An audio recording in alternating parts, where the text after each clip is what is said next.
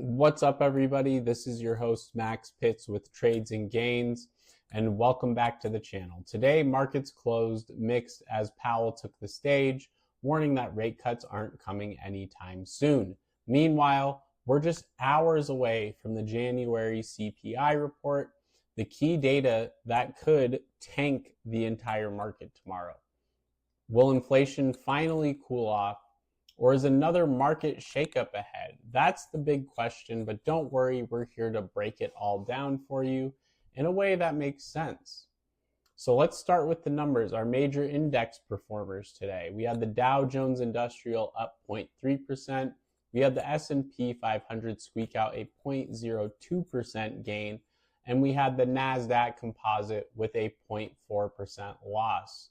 Our winners of the day today were Intel with a 6% gain. Trump's admin pledges AI chips production in the US. We called that out a week ago, by the way. So congrats if you held on to those calls. Gold hit a record high today as well, while investors are rushing to those safe haven assets. And then our losers of the day, Tesla was down 5%. I mean, come on, guys. We gave you those golden sweeps of Tesla puts that were coming out, provided by our good friends over at Investor Central Club. So that played out pretty well. And then Super Microcomputer, or SMCI, is down 9% after hours after an earnings miss, but confirms the SEC filing deadline. The markets are holding back as we await for tomorrow's CPI print. Give me your predictions below, by the way. Now, Jerome Powell spoke today, and here's what we learned. There's no rush to rate cuts. The Fed is still watching inflation and isn't ready to pivot their stance quite yet. And they're avoiding politics. Powell refused to comment on Trump's trade policies, but hinted that tariffs could impact inflation. And housing is still expensive, people. Powell warned that even with lower rates, home prices will remain high. Now, how did the market react to all of this exactly? Investors expected this stance, so no major sell-off at the time. But tomorrow's CPI could absolutely change everything for everybody. Now, tomorrow's CPI report is the key event investors are going to be watching. On the economist's expectation side of things, we're looking at headline CPI year over year at 2.9%, which is the same as December. We're looking at core CPI year over year to be at 3.1%. It's the lowest since April of 2021, mind you.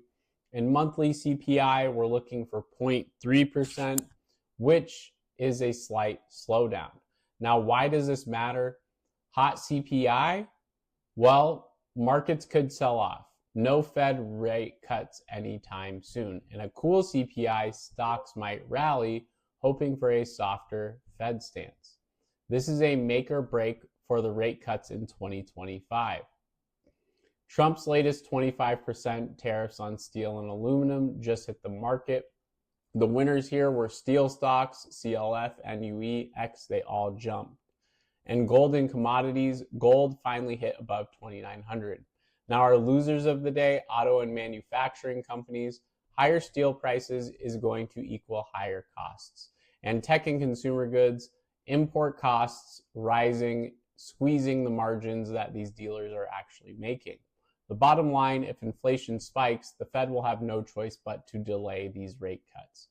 So what's the game plan for tomorrow exactly? Our short-term outlook, watch CPI closely. This is a market-moving event. Tech remains weak ahead of inflation data, and gold and commodities are still bullish on inflation fears. Now, the long-term outlook, if CPI stays high, expect more volatility as rate cuts get pushed back. If CPI drops sharply, we could see stocks rally on rate cut hopes. Our final thoughts here, markets are at a turning point right now. CPI will decide the next big move. And that's all we have for today's news. We will do a CPI report tomorrow morning. And if you found this helpful, don't forget to drop a like and comment below.